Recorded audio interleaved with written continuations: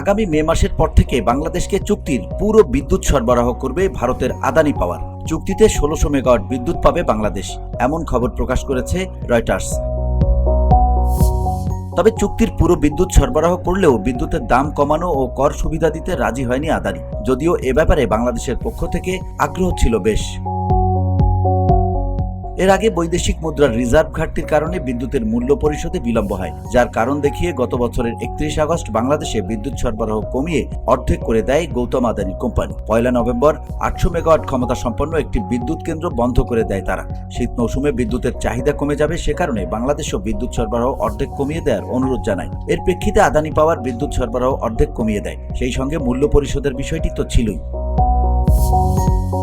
নাম প্রকাশে অনিচ্ছুক দুটি সূত্রের উদ্ধৃতি দিয়ে রয়টার্স জানিয়েছে, গ্রীষ্ম মৌসুমের আগে বাংলাদেশ পাওয়ার ডেভেলপমেন্ট বোর্ডের অনুরোধ আগামী সপ্তাহ থেকে পুরো বিদ্যুৎ সরবরাহে রাজি হয়েছে আদানি পাওয়ার। ঝাড়খণ্ডে অবস্থিত আদানি পাওয়ারের এই কেন্দ্র থেকে কেবল বাংলাদেশেই বিদ্যুৎ সরবরাহ করা হবে।